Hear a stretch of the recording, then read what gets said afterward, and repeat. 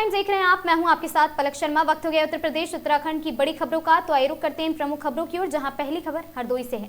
थाना टड़ियावा police team ने रात्रि गश्त के दौरान पशु तस्करों के एक मामले में मुठभेड़ के बाद एक अभियुक्त को गिरफ्तार किया है और अभियुक्त के कब्जे से अवैध तमंचा, कारतूस, चाकू, बांका तथा एक गौवंश बरामद किया गया है। घटना 21 जनवरी 2026 की रात की है।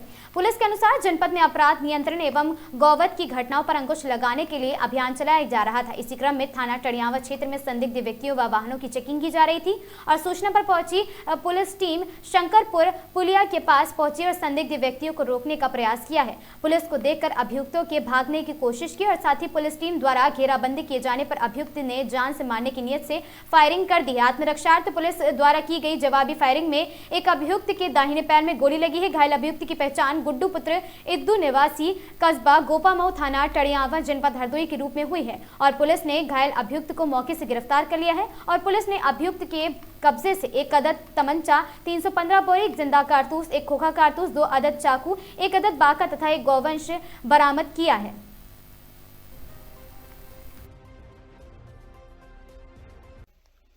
आज दिनांक 21 जनवरी को प्रातः लगभग 4 बजे थाना टड़ियावा पुलिस द्वारा एक अभियुक्त गुड्डू पुत्र इद्दू निवासी कस्बा गोपामऊ थाना टड़ियावा को मुठभेड़ के दौरान गिरफ्तार किया गया है। मुखबिर खास की सूचना के आधार पर थाना पुलिस द्वारा क्षेत्र में चेकिंग एवं कॉम्बिंग की जा रही थी, जिस दौरान यह मुठभेड़ हुई है। मुठभेड़ में अभियुक्त के पैर में गोली लगी है, जिसको उपचार हेतु अस्पताल भिजवाया गया है। मौके पर अभियुक्त के पास से एक अवैध तमंचा, एक जिंदा कारतूस, एक खोखा कारतूस, 2 चाकू एवं एक बाका बरामद किया गया है। साथ ही घटनास्थल से एक जीवित गौवंश को भी सुरक्षित बरामद किया गया है। अभियुक्त गुड्डू का पूर्व का आपराधिक इतिहास है। अन्य वैधानिक कार्रवाई इस प्रकरण में प्रचलित है।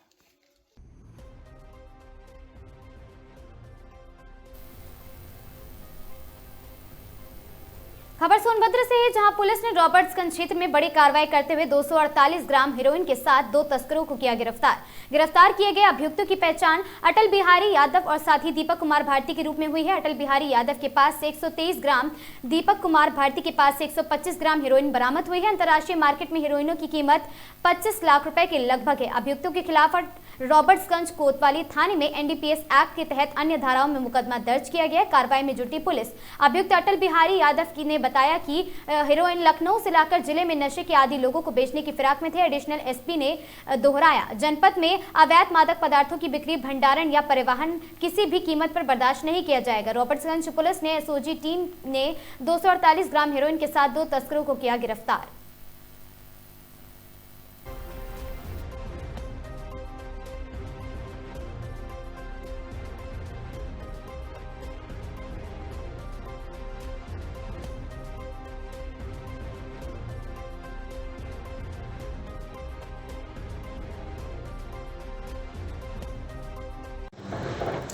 देखिए, पुलिस अधीक्षक जनपद सोनभद्र महोदय के द्वारा अवैध मादक पदार्थों की संग्रहण, उनके भंडारण, बिक्री, अवैध तस्करी के विरुद्ध एक सघन अभियान चलाया जा रहा है। हम लोगों का उद्देश्य है कि जनपद सोनभद्र को हम नशा मुक्त कर सकें। इसी क्रम में 20-21 की रात्रि को मुखबिर की सूचना पर एसओजी और थाना रॉबर्ट्सगंज पुलिस के द्वारा 2 अभियुक्तों, जिनके नाम हैं अटल बिहारी पुत्र अयोध्या प्रसाद निवासी चैनपुर थाना बभनी, दूसरा दीपक कुमार भारती संजय कुमार भारती निवासी सोनारी थाना रॉबर्ट्सगंज को गिरफ्तार किया गया है। इनके कब्जे से 248 ग्राम हेरोइन बरामद हुई है। इसके साथ ही साथ 2 अदद मोबाइल फ़ोन और 1300 रुपये बरामद हुए हैं। बरामद हेरोइन की अंतर्राष्ट्रीय बाजार में कीमत लगभग 25 लाख रुपए है। इन सभी अभियुक्तों को गिरफ्तार कर लिया गया है। इनसे पूछताछ की गई है। पूछताछ में इन लोगों के द्वारा बताया गया है कि साहब, हम लोग लखनऊ से अफीम उठाए थे, वहाँ से इसको यहाँ सोनभद्र में लाकर पीने वालों को हमें इसको बेचना था। इन सभी को गिरफ्तार कर हम लोग जेल भेज रहे हैं। अवैध मादक पदार्थों के खिलाफ हमारा अभियान निरंतर जारी रहेगा। हम जनपद में किसी भी दशा में, किसी भी स्तर पर अवैध मादक पदार्थों की ना तो बिक्री होने देंगे, ना जो है उसका भंडारण होने देंगे, ना परिवहन होने देंगे। सर ये कितनी मात्रा में है और कितनी कीमत है इसकी? 248 ग्राम हेरोइन है। इसकी अंतर्राष्ट्रीय बाजार में कीमत जो है वो 25 लाख रुपए है। खबर महोबा से ही, जहां अवैध खनन के खिलाफ प्रशासन की बड़ी कार्रवाई, माफियाओं में हड़कंप। जनपद महोबा में अवैध खनन के खिलाफ प्रशासन ने सख्त रुख अपनाते हुए बड़ी कार्रवाई की है। जिलाधिकारी गजल भारद्वाज के निर्देश पर राजस्व विभाग, वन विभाग और पुलिस की संयुक्त टीम ने देर रात अवैध खनन और साथ ही इस पर अभियान के तहत कड़ी कार्रवाई को अंजाम दिया। ये कार्रवाई कुलपहाड़ तहसील क्षेत्र के पनवाड़ी थाना अंतर्गत ग्राम बराना में की गई है। अवैध बालू खनन करते हुए 2 LNT मशीनें पकड़ी गई हैं। बताया जा रहा है कि पनवाड़ी थाना क्षेत्र में बाबा नामक बालू माफिया काफी समय से सक्रिय था। प्रशासन की इस अचानक की गई कार्रवाई से माफियाओं में अफरा तफरी मच गई। प्रशासनिक टीम ने तत्परता दिखाते हुए माफियाओं को स्पष्ट संदेश दिए हैं कि जिले में अवैध खनन किसी भी कीमत पर बर्दाश्त नहीं किया जाएगा। आ रहा था कहाँ ये माफिया एक्टिव है, किस तरह की कार्रवाई की गई है? कल एक 10 साढ़े 10 बजे के करीब एक मुझे सूचना मेरे सीयूजी नंबर पे प्राप्त हुई थी, जिसमें ये पता चला था कि ये नगारा घाट बरौना एरिया पड़ता है। बरौना क्षेत्र में कोई बालू का अवैध खनन कर रहा है। उसके संपर्क पे हमारे द्वारा एक टीम भेजी गई थी। टीम ने मौके पे निरीक्षण किया। ये बरौना नदी पड़ती शायद क्या है, तो उस क्षेत्र में 2 LNT मिली, जिनको मौके पे सीज करके थाना पनवाड़ी को सुपुर्द किया गया है। हमारे द्वारा लगातार अवैध अतिक्रमण के खिलाफ कार्रवाई की जा रही है। जहां अवैध खनन के खिलाफ इसी तरह के थाना अजनर में भी कार्य किया गया। पनवाड़ी क्षेत्र में दोबारा ये घटना घटी है, तो लगातार टीमों को सक्रिय करके इस कार्रवाई को किया जा रहा है। और जो हमारे शासन के और माननीय सरकार के दिशा निर्देश हैं और जिला अधिकारी के नेतृत्व में जो भी अवैध खनन की शिकायतें प्राप्त होती हैं, उनमें तत्काल कार्रवाई की जाती है। कोई व्यक्ति पकड़े हैं क्या अभी? क्योंकि वहाँ पे जब LNTs पकड़ी गई तो वहाँ पे कोई था नहीं, तो अब किसी व्यक्ति का नाम अभी हम बता नहीं सकते कि कौन था और किसकी LNTs है, परंतु थाने में वो LNT सुपुर्द हो गई है, तो अब जांच में पता चलेगी किसकी है और उसको नोटिस जारी होगी। क्या सर चेतावनी है माफियाओं को? माफियाओं को ये चेतावनी है कि बिना वैध पट्टे के कोई भी खनन नहीं हो सकता। यदि कोई भी पट्टा नहीं है तो हम अपने क्षेत्र में ये अवैध खनन नहीं होने देंगे। हमारा सभी से यही मतलब चेतावनी भी है और अनुरोध भी है कि वैध पट्टे के ही जरिए खनन का कार्य किया जाए। बिजनौर में GST टैक्स चोरी के बड़े रैकेट का भंडाफोड़ हुआ है। करोड़ों की राजस्व हानि का खुलासा। थाना शेरकोट में 6 मुकदमे दर्ज। फर्जी GST फर्मों के जरिए ITC घोटाले का नेटवर्क उजागर। मजदूर व गरीब लोगों के दस्तावेज बनाए और साथ ही आपको बता दें, फर्म बिना व्यापार के दिखाया गया करोड़ों का लेन देन। अब तक की जांच में करीब 2.24 करोड़ रुपए की सरकारी टैक्स चोरी सामने आई। गिरफ्तार आरोपियों में इंद्रजीत, जीशान, अजमल और वसीम शामिल है। सभी उत्तराखंड निवासी हैं और साथ ही फर्जी बिल, ई-वे बिल और डमी व्यक्तियों के दस्तावेजों से चलाया जा रहा था संगठित गिरोह। अन्य अभियुक्तों की तलाश जारी। पुलिस और राज्य कर रही विभाग जांच तेज। बिजनौर में GST फ्रॉड से संबंधित कई अभियोग पंजीकृत किए गए थे, जिनके यथाशीघ्र अनावरण के लिए अपर पुलिस अधीक्षक नगर की अध्यक्षता में एक विशेष टीम गठित की गई थी और तत्परता से उसकी विवेचना कराई जा रही थी। इसी क्रम में थाना शेरकोट पर पंजीकृत 6 अभियोगों का आज अनावरण किया गया है, जिसमें 4 अभियुक्त क्रमशः इंद्रजीत, जिशान, मोहम्मद अजमल और वसीम, जो जसपुर उत्तराखंड के रहने वाले हैं, इन सभी को गिरफ्तार किया गया है।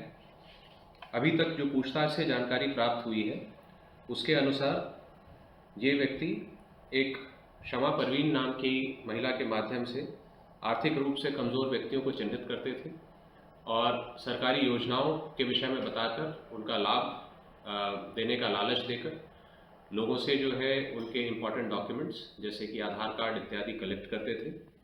इसके आधार पर जिशान और अजमल ये फर्जी फर्म्स जो एक्चुअली एग्जिस्ट नहीं करती हैं, उनका रजिस्ट्रेशन करते थे, GST नंबर जनरेट करते थे और उसके बाद इन फर्म्स से संबंधित जो है ई-वे बिल्स जनरेट करते थे, जिससे कि व्यापार दिखाते थे और इनपुट टैक्स क्रेडिट क्लेम करते थे। इनसे पूछताछ के क्रम में कादिर और शाहनवाज नाम के भी 2 व्यक्तियों के नाम प्रकाश में आए हैं, जो इस प्रकार के रजिस्ट्रेशन के लिए इन्हें जो है आर्थिक लाभ देते थे। ये दोनों अभियुक्त अभी वांछित हैं। पूरे प्रकरण में अभी तक की जानकारी के अनुसार लगभग 2.24 करोड़ के राजस्व की क्षति हुई है और इसमें कार्रवाई करते हुए इंद्रजीत, जिशान, मोहम्मद अजमल और वसीम नाम के 4 व्यक्तियों को गिरफ्तार किया गया है।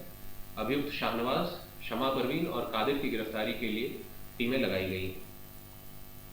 गौरा बादशाहपुर थाना क्षेत्र के कबीरुद्दीनपुर गांव में आधा दर्जन से अधिक दबंगों के घर में घुसकर एक युवक पर धारदार हथियार से हमला कर दिया गया। इसके बाद फरार हो गए और साथ ही घटना से घबराए परिजनों ने आनन फानन में एम्बुलेंस बुलाकर घायल युवक को स्थानीय स्वास्थ्य केंद्र पर ले जाया गया, जहां हालत गंभीर देखते हुए प्राथमिक उपचार के बाद उसे जिला अस्पताल रेफर किया गया है। इधर घटना की जानकारी होने पर गौरा बादशाहपुर पुलिस मौके पर पहुंची और परियोजना से घटना के संबंध में जानकारी परिजनों से ली। आपको बता दें कि कबीरुद्दीनपुर गाँव निवासी संजीव राय अपने घर पर थे और इसी दौरान आधा दर्जन दबंग उनके घर में घुस गए और गाली गलौज करते हुए चाकू से हमला कर दिया और उसे लहूलुहान कर दिया है। अधमरा हालत में छोड़कर बदमाश फरार हो गए।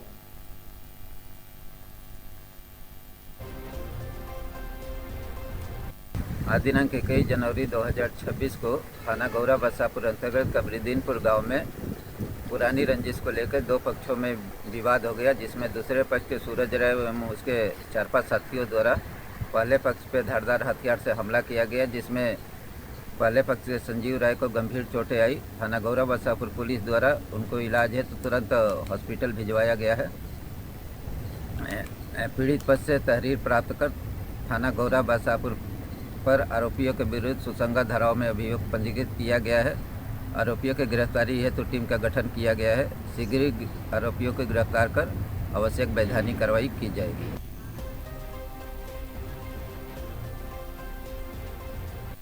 आज दिनांक 21 जनवरी 2026 को थाना ग्रामीण पत्रकार एसोसिएशन उत्तर प्रदेश की पूर्व जिलाध्यक्ष एवं वर्तमान लखनऊ मंडल अध्यक्ष स्वर्गीय अखिलेश सिंह का दिनांक 20 जनवरी 2026 को आकस्मिक निधन अत्यंत दुखद और साथ ही मर्माहत करने वाला है और ग्रामीण पत्रकार एसोसिएशन की संडीला इकाई उनके निधन पर गहरी शोक संवेदना व्यक्त करती है। स्वर्गीय अखिलेश सिंह के निधन से पत्रकारिता जगत को जो अपूर्णीय क्षति हुई है उसकी भरपाई असंभव है। वे एक कर्मठ, निर्भीक एवं सजग पत्रकार थे, जिन्होंने पत्रकार हितों के लिए सदैव संघर्ष किया है। उनके असामयिक निधन से समस्त पत्रकार जगत शोकाकुल है और स्वर्गीय अखिलेश सिंह की पुण्य स्मृति में एक शोक सभा का आयोजन संगठन कार्यालय पर किया गया। तहसील अध्यक्ष मुकेश सिंह सोमवंशी के आदेश पर, जिसकी अध्यक्षता वरिष्ठ पत्रकार वसीम सिद्दीकी द्वारा की गई। शोक सभा में वरिष्ठ पत्रकार एवं संडीला इकाई के पदाधिकारी वसीम सिद्दीकी और साथ ही के.जी. गुप्ता, राजेश गुप्ता, अध्यक्ष मुकेश सिंह सोमवंशी, अजीत सिंह, सुधीर अवस्थी, प्रियदर्शी गुप्ता, सीपी मौर्य, शशिकांत मौर्य, नूरुद्दीन नूर, कौसिम और साथ ही कौशिक चौरसिया, विमलेश शास्त्री आदि लोग वहां पर पत्रकार उपस्थित रहे। शोक सभा में 2 मिनट का मौन रखकर दिवंगत आत्मा की शांति के लिए ईश्वर से प्रार्थना भी की गई है।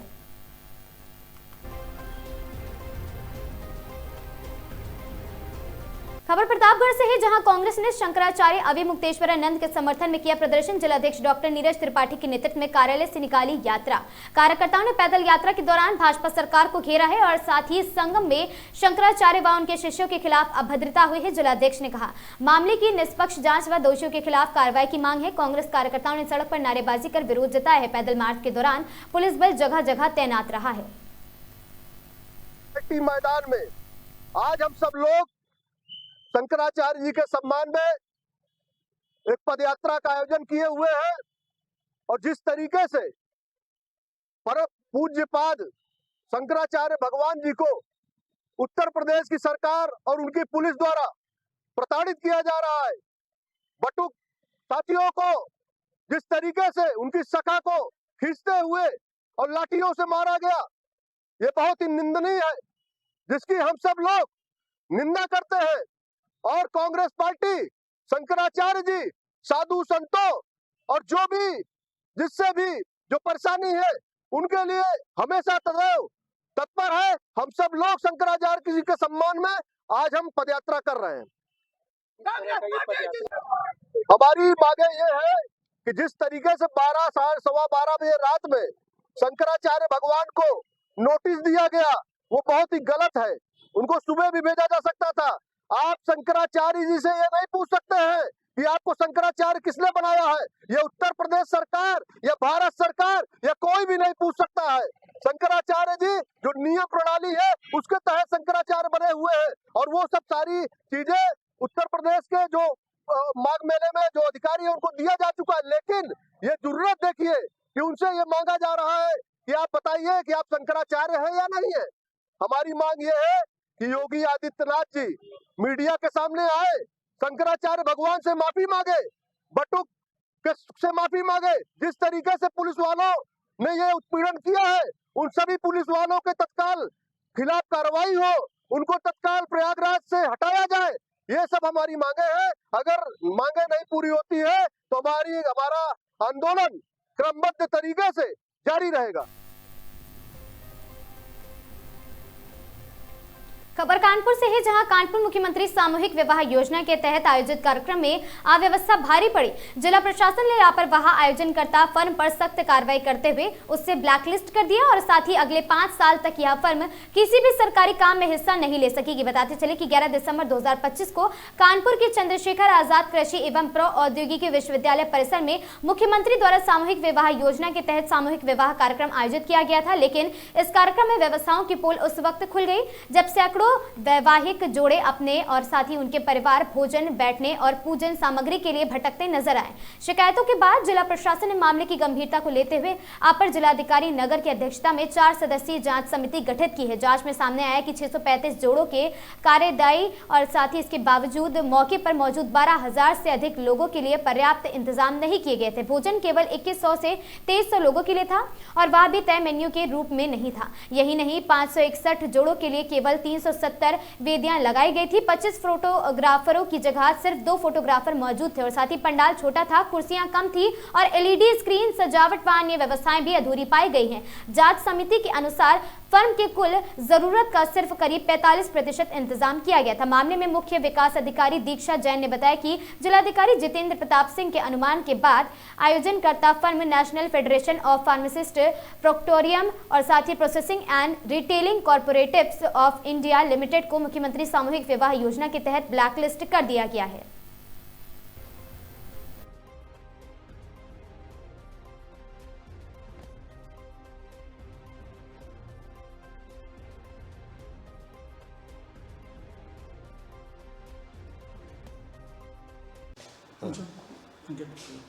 मैम, सामूहिक विवाह की अव्यवस्थाओं पर लेकर एक बड़ी कार्रवाई की गई है। क्या कार्रवाई की गई है मैम और किस तरीके से उसको कंटिन्यू किया जाएगा? जो हमारे यहाँ पे सामूहिक विवाह का जो एक बड़ा आयोजन किया गया था, उसमें जो 2 फर्में सेलेक्टेड थी। जो आयोजन वाली फर्म थी तो उसमें काफ़ी सारी कमियाँ उसी दिन प्रथम दृष्टया प्रतीत हो रही थी, जिसमें तत्समय ही समिति गठित कर दी गई थी जिन्होंने पूरी अपनी जांच की। उसके बाद फर्म को भी अपना पक्ष रखने का मौका दिया गया। उनका पक्ष रखने के बाद में और समिति के मंतव्य के परीक्षण उपरांत और जिलाधिकारी महोदय के अनुमोदन के क्रम में इसमें फाइनली कार्रवाई की गई है। और इसमें जो हमारी क्या कहते हैं, सबसे पहली चीज़ है कि जो फर्म है उनको ब्लैकलिस्टेड किया गया है और 5 साल के लिए वो कहीं पे भी काम ना कर पाए, उनकी ब्लैकलिस्टिंग की कार्रवाई की जा रही है। उसके अलावा जो परफॉर्मेंस गारंटी होती है, जो बेसिकली सही परफॉर्मेंस के लिए सिक्योरिटी मनी होता है, तो उसको पूर्ण रूप से जब्त किया जा रहा है। अभी तक फर्म को कोई भी ना तो भुगतान किया गया है और जो अब वो इसके बाद बिल्स प्रोड्यूस करेंगे और जो हमारी समिति के टेक्निकल और फाइनेंशियल परीक्षण के बाद उनको केवल उतना ही पेमेंट किया जाएगा जितना उनके मौके पर व्यवस्था पाई गई। राइट।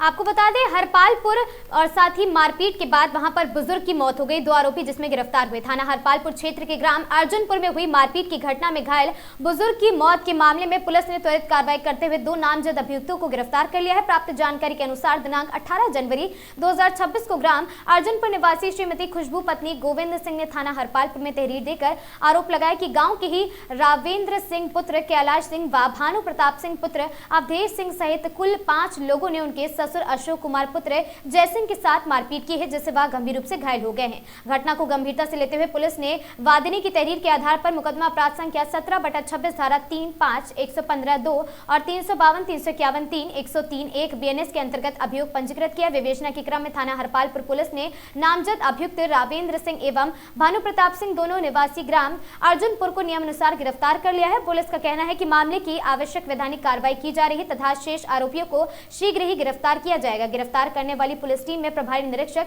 वीरेंद्र कुमार, पंकज, उप निरीक्षक रणजीत सिंह, कांस्टेबल आकाश पवार व कांस्टेबल अजय कुमार शामिल रहे।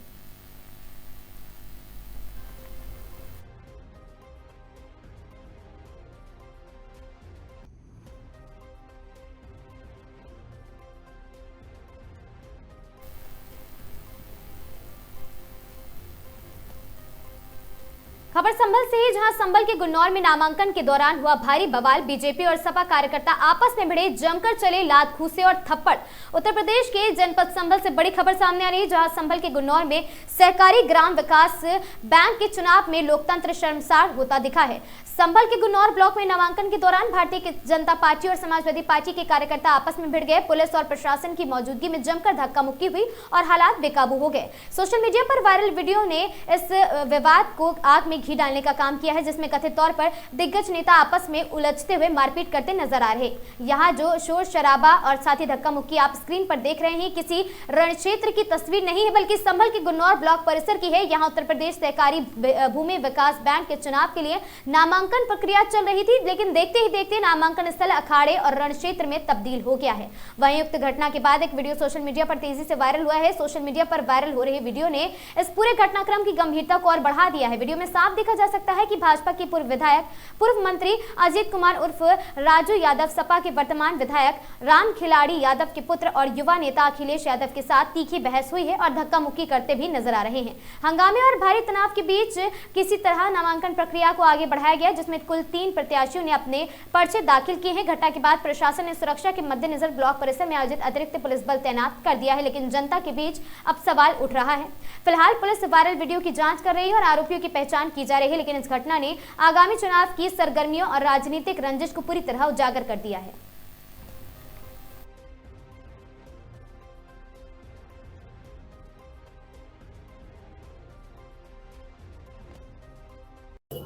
आज गुन्नौर ब्लॉक परिसर में जो हंगामा हुआ है, क्या है पूरा मामला?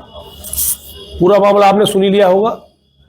और यहाँ पर जो सहकारी बैंक का चुनाव चल रहा था, उसमें हमारे लोगों का नामांकन नहीं होने दिया जा रहा था।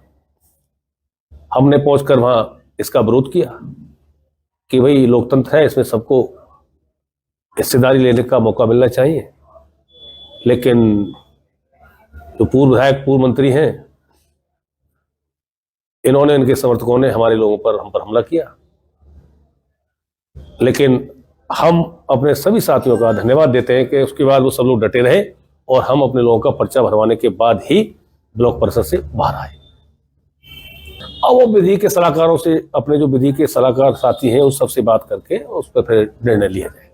अब हंगामा क्या हुआ, अब तो आप जानते ही हैं कि बौखलाहट है, जनता स्वीकार नहीं कर रही, लोग स्वीकार नहीं कर रहे, तो तानाशाही गुंडे के बल पर पर्चा छीनने का प्रयास किया। पर्चा छीन भी लिया, लेकिन हमारे जो मजबूत साथी कार्यकर्ता हैं, उन्होंने अपनी मेहनत से और ईश्वर की कृपा से पर्चा वो भरा गया।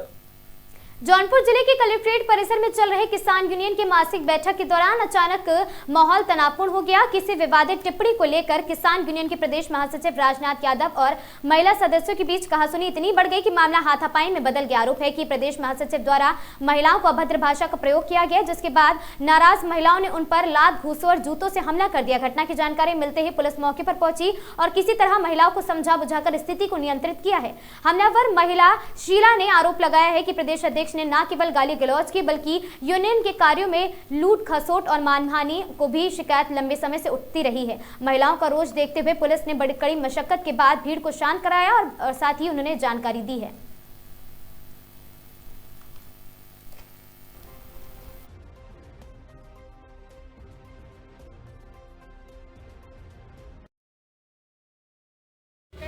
यार हमारे भारतीय किसान यूनियन के परिवार के लोग आपस में लड़ गए थे।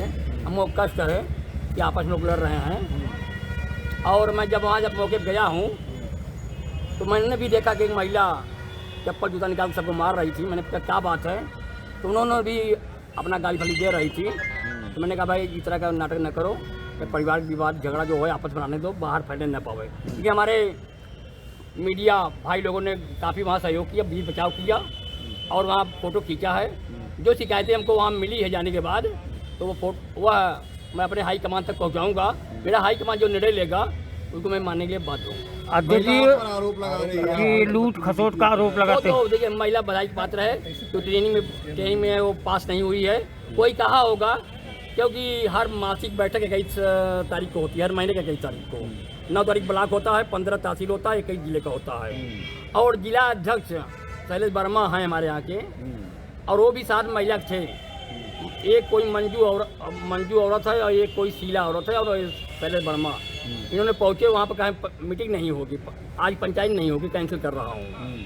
तो मैंने कहा पंचायत भाई मासिक बैठक है, आप लोग बैठक कर लो ना। बैठक करने के अगर बैठक नहीं करोगे, जिले की जानकारी कैसे होगा किस ब्लॉक में क्या हो रहा है, क्या नहीं होगा, क्या संगठन जिले क्या है, कमजोर है कि मजबूत है, ये बारे में अध्ययन कर लो। क्या शिकायतें किसानों का डीएम साहब उसको वार्ता कर लिया जाएगा। लेकिन इतना कहते ही वो औरत लगी हमको भी गाली देने। लेकिन मैं टिकैत का शिष्य हूँ, बाबा टिकैत का अनुयायी हूँ, पता हुए रास्ते चलता हूँ। मैंने भी बचाव करने का प्रयास किया, लेकिन वहाँ पर द्वंद्व जो हुआ है वो आप लोगों को बधाई देना चाहता हूँ। उस द्वंद्व को और वहाँ पर जो आतंक फैला हुआ था उस तरह आप लोगों ने उसको वीडियो बनाया है। इसके लिए मैं आप लोग को सच्चाई पर आप लोग जो ध्यान देने की बात किया, इसके लिए मैं आप कोर्ट को धन्यवाद देता हूँ। जो आरोप लगा रही है वो किसी को बताने कह रही है, उसकी गलती नहीं है।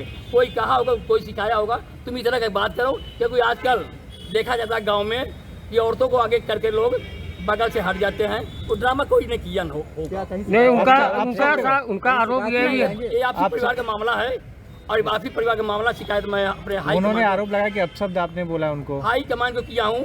और अगर अशब्द हो, आप लोग वीडियो बनाए हो, एक भी हमारा अगर कहीं आवाज आया हो बताइए, मैं जिम्मेदार हूँ। संगठन का जो क्या अपने प्रदेश अध्यक्ष को इस तरह से मारने का ट्रेनिंग आपके किसान यूनियन द्वारा दिया जा रहा है? मैं ट्रेनिंग बात नहीं कर रहा हूँ। आपने मीडिया वालों ने पूछा कि ये क्या कर रहे हैं। उनका किसान जब बर्तन ज़्यादा हो जाता है आपस में मारपीट करते हैं। ये तो जैसे कभी कभी बॉर्डर पर ट्रेनिंग लोग किसान करके, जैसे 13 महीना और 9 महीने बैठे थे गाजीपुर बॉर्डर पर, और वहाँ भी मारा हुआ था। तो उसे मालूम पड़ता है बॉर्डर, दिल्ली कितना बॉर्डर है, बॉर्डर है।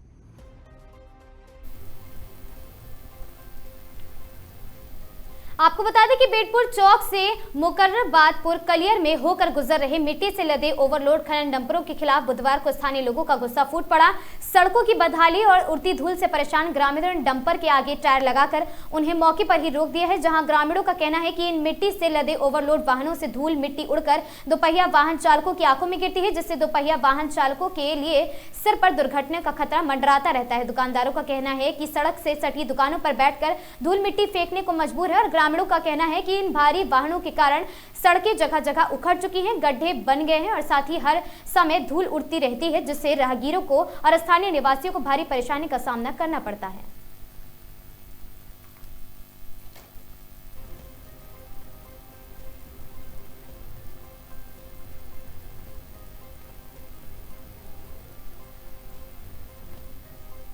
देखिए, मैं आपको बताऊं, पिरान कलियर जो है एक धार्मिक स्थल है। यहाँ पे डेली बेसिस पे श्रद्धालु हर धर्म जात के लोग आते हैं। एक धर्मनगरी के रूप में से जाना जाता है। लेकिन पिछले कई महीनों से लगातार यहाँ पर न जाने खनन के दम पर दिन रात ऐसे दौड़ रहे हैं कि सारी सड़कें तोड़ दी गई हैं और धूल इतनी है कि घनी आबादी, घनी बाज़ारों के बीच से होकर डंपर गुजरते हैं। उनको कॉल किया जाता है कि भैया आप पानी का छिड़काव कराओ, तो वो भी नहीं कराने तक ठेकेदार तैयार रहते हैं।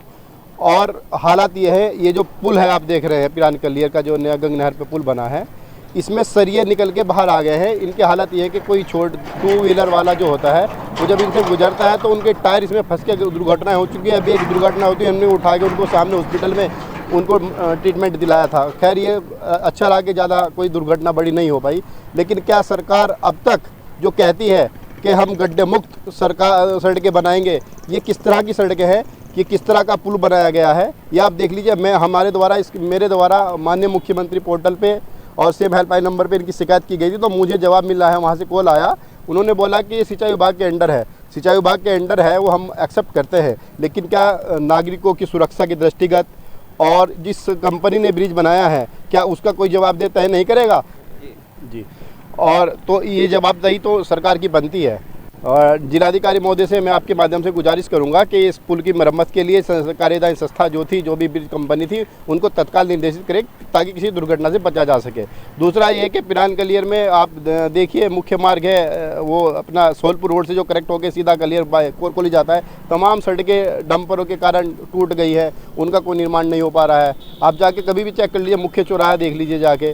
तो मेरा अनुरोध है कि जो कायदे कानून है उनके हिसाब से चीज़ें चलाई जाए और उनकी मरम्मत कराई जाए। ये दो चीज़ें हैं, एक तो धूल, क्योंकि बाजार दोनों तरफ मार्केट है, बाजार के बीच से रोड आ रहा है और वहाँ पे धूल मिट्टियाँ हो रही है, प्रदूषण फैल रहा है, वो चीज़ें हैं। और फिर रोड भी खंडित हो रहे हैं।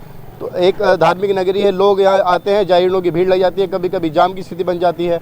तो ये चीज़ें काफ़ी समस्याएं हैं। इन सब में आपके माध्यम से अनुरोध करूंगा शासन प्रशासन से कि जनहित के मुद्दे पर कृपया आप अपना जनहित की कार्रवाई करें।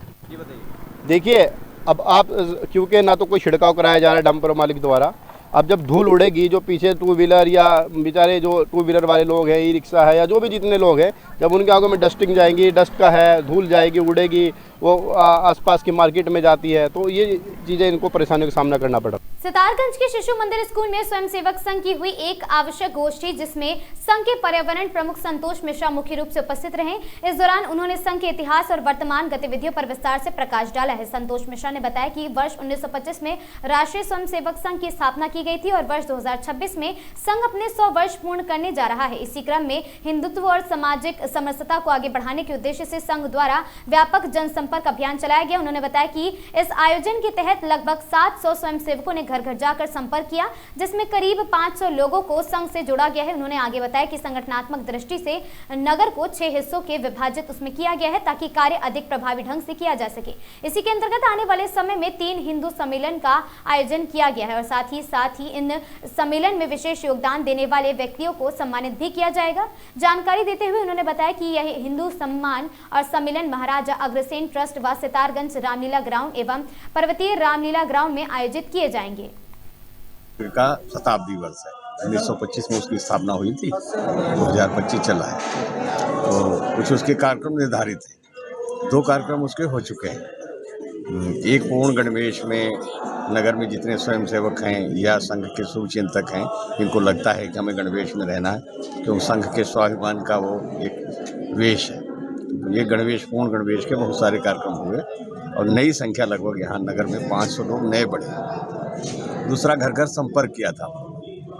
एक 700 लोगों ने मिलकर के पूरे नगर में घर घर हम लोग गए हैं। संघ को और हिंदुत्व के विषय में जो हम कर सकते हैं अच्छे अच्छे काम नगर और समाज के लिए, राष्ट्र के लिए, उनके विषय में संपर्क किया, बातचीत की। तीसरा उसका कार्यक्रम है हिंदू सम्मेलन, अर्थात जो भी अपने को राष्ट्रभक्त समझता है, भारत का रहने वाला है, नागरिक है, स्वाभिमानी है, हिंदुत्व को समझता है, ऐसे लोगों के सम्मेलन होंगे जिनमें राष्ट्र और समाज के लिए जिन्होंने अच्छा काम किया है उनको सम्मानित किया जाएगा। महिलाएं हैं, पुरुष हैं, बच्चे हैं, जिन्होंने राष्ट्र के लिए अच्छा काम किया है, उस सम्मेलन में आएंगे, सुनेंगे, उनको सम्मानित भी किया जाएगा और लोग हिंदुत्व को निकट से समझेंगे। ये इसका उद्देश्य है, हिंदुओं के बीच में जाने का है। ये बड़े कार्यक्रम यहाँ होने के बाद एक कार्यक्रम अग्रसेन ट्रस्ट में होगा, दूसरा रामलीला मैदान में और तीसरा जो पर्वतीय समाज की जो रामलीला का मैदान है। 3 जगह बड़े बड़े कार्यक्रम। नगर को 6 भागों में बांटा है, तो 3 जगह 2-2 नगर हमारे आएंगे। इस नगर के 6 भाग में 6 बस्ती हैं, 2-2 बस्ती के कार्यक्रम। कॉलेज में आयोजित शतरंज प्रतियोगिता में जबरदस्त उत्साह देखने को मिला। खबर हरिद्वार से है, जहां प्रतियोगिता का उद्घाटन प्राचार्य प्रोफेसर डॉक्टर सुनील कुमार बन्ना ने किया है और अखिल भारतीय अखाड़ा परिषद के अध्यक्ष महंत डॉक्टर रविंद्र पुरी ने खिलाड़ियों को शुभकामनाएं दी हैं। छात्र वर्ग में कृष्णा चावला ने शानदार खेल दिखाते हुए चैंपियनशिप अपने नाम की है, जबकि छात्रा वर्ग में समता शर्मा विजेता रही। कॉलेज प्रशासन ने आने वाले दिनों में कई अन्य इंडोर और पारंपरिक खेलों के आयोजन की भी घोषणा कर दी है।